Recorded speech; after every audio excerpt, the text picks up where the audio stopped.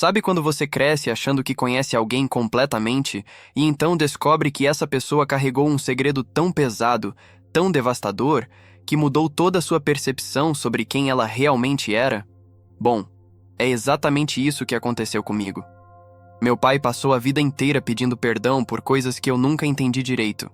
Ele morreu levando um segredo que só descobri anos depois e, cara, quando finalmente entendi o que ele carregou sozinho por tanto tempo, tudo fez sentido de uma forma que me destruiu e me reconstruiu ao mesmo tempo.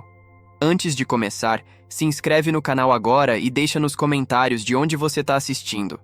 Quero saber quem está aqui comigo nessa. E fica até o final porque o segredo que meu pai levou para o túmulo vai te deixar completamente sem chão. Meu pai se chamava Antônio. Para todo mundo que conhecia ele, era um cara legal, trabalhador, meio quieto, mas sempre disposto a ajudar. Ele trabalhava como mecânico a vida toda, consertando carros numa oficina pequena que ele mesmo abriu quando eu era criança. A gente não tinha muito dinheiro, mas sempre teve o suficiente. Vida simples, sabe? Nada de luxo, mas também nada faltava. Mas tinha uma coisa estranha no meu pai que eu nunca consegui entender completamente. Ele pedia desculpas por tudo. E não é aquele desculpa educado que todo mundo fala.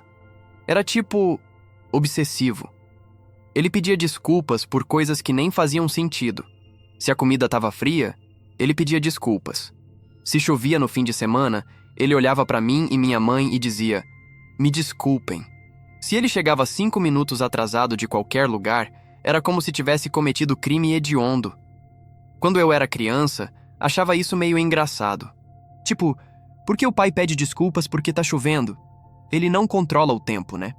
Mas conforme fui crescendo, comecei a perceber que tinha algo mais profundo ali. Não era só educação excessiva ou personalidade tímida. Era peso. Ele carregava algo, e aqueles pedidos de desculpa constantes eram tipo, sei lá, tentativa de compensar alguma coisa que a gente não sabia o que era. Minha mãe, Lucia, também notava. Ela tentou conversar com ele várias vezes ao longo dos anos. "Antônio, por que você fica pedindo desculpas por tudo? Você não fez nada de errado." E ele sempre respondia a mesma coisa: "Eu só quero que vocês saibam que sinto muito." Sinto muito por quê? Ele nunca explicava direito. Tinha também os pesadelos. Meu pai tinha pesadelos horríveis. Eu lembro de acordar no meio da noite quando era pequeno, ouvindo ele gritando. Minha mãe ia acalmá-lo, e de manhã ele pedia desculpas por ter acordado todo mundo. Mais desculpas. Sempre mais desculpas. Eu cresci meio acostumado com essas peculiaridades dele. Era só jeito do pai ser, sabe? Todo mundo tem suas manias. Quando fiz 18 anos e saí de casa para a faculdade, continuei visitando regularmente.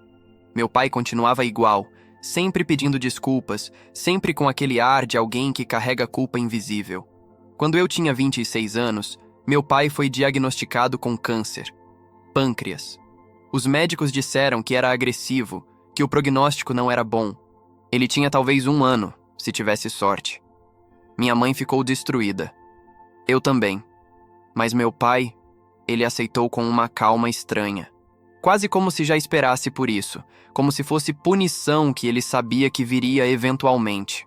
Durante os meses de tratamento, eu passei mais tempo com meu pai do que tinha passado em anos. Eu voltei para casa dos meus pais para ajudar, para estar presente. E foi nesse período que comecei a realmente prestar atenção nas coisas que ele dizia, especialmente quando estava meio delirando por causa da medicação forte. Ele falava nomes que eu não reconhecia. "Pedro", ele murmurava. "Eu sinto muito, Pedro." Ou, "Não foi minha culpa, eu não sabia." Quando perguntava quem era Pedro, ele ficava confuso, dizia que não lembrava de ter falado nada. Mas acontecia repetidamente. Pedro, sempre Pedro. Perguntei para minha mãe se ela sabia quem era Pedro. Ela franziu a testa, pensou um pouco e disse: "O único Pedro que lembro seu pai mencionar foi um amigo de infância dele. Mas faz décadas que não ouço esse nome." Fui ficando curioso, meio obcecado até. Quem era esse Pedro que assombrava meu pai mesmo depois de tanto tempo? Tentei perguntar diretamente algumas vezes, mas meu pai sempre desviava, mudava de assunto ou simplesmente fingia não ter ouvido. Os últimos meses de vida dele foram difíceis. O câncer estava vencendo, e todos sabíamos. Meu pai ficou cada vez mais fraco, mais magro, mais distante, Mas os pedidos de desculpa continuaram. Até quase no fim, quando ele mal conseguia falar, ele sussurrava: "Me desculpem", sempre que alguém entrava no quarto. Na última semana, ele entrou em coma. Os médicos disseram que era questão de horas, talvez dias. Eu e minha mãe ficamos ao lado da cama dele, segurando sua mão, esperando o inevitável. Ele morreu numa terça-feira de manhã, pacificamente, sem acordar. Tinha 59 anos. Jovem demais. O funeral foi simples, do jeito que ele teria querido. Muita gente da comunidade veio, clientes da oficina, vizinhos, amigos. Todos falavam sobre como meu pai era boa pessoa, sempre disposto a ajudar, sempre honesto. E cada comentário desses me fazia pensar: por que alguém tão bom vivia pedindo tanto perdão? Uma semana depois do funeral, começamos a arrumar as coisas dele. Minha mãe não conseguia entrar na oficina ainda. Era doloroso demais. Então fui eu. Passei dias organizando ferramentas, papéis, documentos. E foi no escritório pequeno, nos fundos da oficina, que encontrei. Tinha uma gaveta trancada na mesa dele. Eu nunca tinha visto aquela gaveta aberta, sempre achei que fosse só para guardar documentos importantes ou dinheiro. Procurei a chave, eventualmente encontrei escondida embaixo do calendário velho pendurado na parede. Abri a gaveta. Dentro tinha uma caixa de sapatos velha. Nada especial, só caixa comum. Mas quando abri, encontrei coisas que não faziam sentido inicialmente. Recortes de jornal amarelados, alguns com mais de 30 anos, fotografias antigas, cartas manuscritas e um diário. Comecei a ler os recortes de jornal primeiro. Eram todos sobre o mesmo incidente. Um acidente de carro que aconteceu em 1987. Um jovem de 17 anos chamado Pedro Silva havia morrido. O carro tinha capotado numa estrada rural. O motorista, que sobreviveu, não foi identificado nas matérias que eu tinha. A investigação tinha sido inconclusiva sobre as causas do acidente. Pedro, o nome que meu pai murmurava. Meu coração começou a bater mais rápido. Continuei lendo. As cartas eram de alguém assinando apenas como Mãe de Pedro. Elas eram endereçadas ao meu pai, escritas ao longo de anos. A primeira era de 1988, um ano após o acidente. Antônio, sei que você carrega culpa. Sei que aquela noite te assombra. Mas também sei que foi acidente. Pedro não te culparia.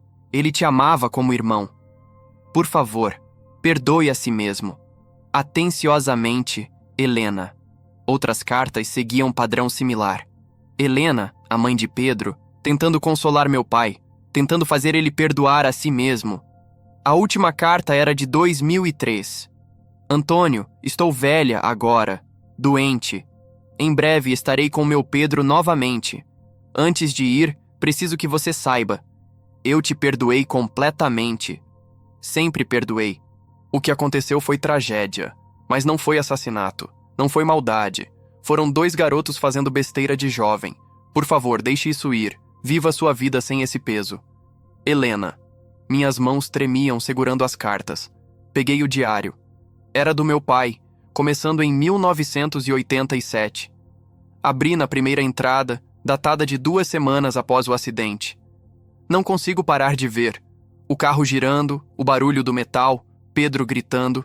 Foi minha culpa. Eu estava dirigindo rápido demais, tinha bebido, achei que estava tudo bem porque era só cerveja. Mas não estava bem. Perdi controle numa curva. O carro capotou. Consegui sair com alguns arranhões. Pedro não teve tanta sorte. Ele ficou preso. Tentei tirá-lo, tentei tanto. Mas estava escuro, o carro estava em chamas e eu estava em pânico. Fugi. Eu fugi e deixei meu melhor amigo morrer sozinho. Sou covarde. Sou assassino. Não mereço viver. Entradas subsequentes eram similares. Autoflagelação constante, culpa esmagadora, descrições de pesadelos onde Pedro o confrontava. Mas também tinha entradas sobre como ele tentava viver apesar da culpa, como conheceu minha mãe, como decidiu construir vida mesmo sentindo que não merecia. Uma entrada de 1992, ano que nasci, dizia: Lucia teve nosso filho hoje. Ele é perfeito. Eu não mereço essa felicidade, não depois do que fiz. Mas vou tentar ser melhor. Vou tentar ser homem que Pedro teria querido que eu fosse. Vou dedicar minha vida a ser bom, a compensar. Nunca será suficiente, mas é tudo que posso fazer. E algum dia, quando eu morrer, talvez Pedro possa me perdoar. Fechei o diário, lágrimas escorrendo pelo rosto. Tudo fazia sentido agora. Os pedidos constantes de desculpas, os pesadelos, a culpa que ele carregava como manto invisível. Meu pai tinha matado acidentalmente seu melhor amigo quando tinha 17 anos. E tinha passado os próximos 42 anos de sua vida tentando compensar, tentando ser bom o suficiente para merecer perdão que nunca conseguiu dar a si mesmo. Levei a caixa para casa, mostrei para minha mãe. Ela leu tudo em silêncio, chorando. Eu não sabia, ela disse finalmente. Ele nunca me contou. Nunca. Por que ele não contou? Eu perguntei, mais para mim mesmo que para ela. Vergonha, minha mãe respondeu. Medo de que se contasse, nós o veríamos como assassino, em vez de como o homem que ele tentou tão desesperadamente ser. Passamos semanas processando. Eu pesquisei mais sobre o acidente, encontrei o obituário de Pedro, até localizei Helena, a mãe dele, que havia morrido em 2005. Li sobre como ela havia publicamente pedido para quem quer que tivesse estado com Pedro naquela noite se apresentasse. Não para punição, mas para closure. Meu pai nunca se apresentou. Ele escolheu carregar sozinho. Descobri também que meu pai, ao longo dos anos, havia anonimamente doado dinheiro para causas que Helena apoiava. Ele patrocinava bolsas de estudo em nome de Pedro, doava para campanhas contra a direção embriagada, tudo anonimamente. Era tentativa de compensar, de fazer bem em nome do amigo que ele sentia ter matado. Comecei a ver meu pai sob luz completamente diferente. Não era só homem que pedia desculpas demais. Era homem que cometeu erro terrível quando era jovem e estúpido. Erro que custou vida de alguém que amava, e depois passou o resto da vida tentando desesperadamente compensar. Cada ato de bondade, cada esforço de ser boa pessoa, tudo era carregado com o peso daquele momento. E a coisa mais triste? Helena tinha perdoado ele. Ela disse isso repetidamente em suas cartas. Ela não o via como assassino.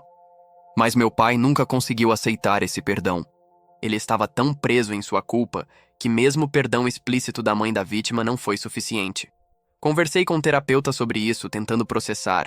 Ela me ajudou a entender que culpa desse calibre, especialmente quando carregada em silêncio por décadas, se torna parte da identidade da pessoa. Meu pai provavelmente nem sabia mais como existir sem aquela culpa. Era parte dele, moldava cada decisão, cada interação. Meses depois, decidi fazer algo. Localizei túmulo de Pedro. Fui visitá-lo pela primeira vez, levando flores. Fiquei ali, olhando para a lápide de alguém que morreu na minha idade, e falei: Pedro, eu sou filho do Antônio, meu pai. Ele carregou o que aconteceu com você todos os dias da vida dele. Ele nunca te esqueceu, nunca parou de sentir. E ele tentou tanto ser pessoa boa o suficiente para compensar. Não sei se você pode ouvir, onde quer que esteja, mas se puder, queria que soubesse que meu pai te amava, e que ele sentia muito, tanto. Não sei se acredito em vida após morte, em almas, ou qualquer coisa assim, mas naquele momento precisava dizer aquilo. Por mim, pelo meu pai, talvez até por Pedro. Também encontrei irmã de Pedro, mulher de 50 e poucos anos agora, e contei a ela a verdade. Ela chorou, mas não com raiva. Sempre soubemos que tinha alguém mais no carro, ela disse. A polícia disse que havia evidências de segundo passageiro, mas nunca descobriram quem. Mamãe sempre esperou que quem quer que fosse eventualmente se apresentasse. Ela teria perdoado.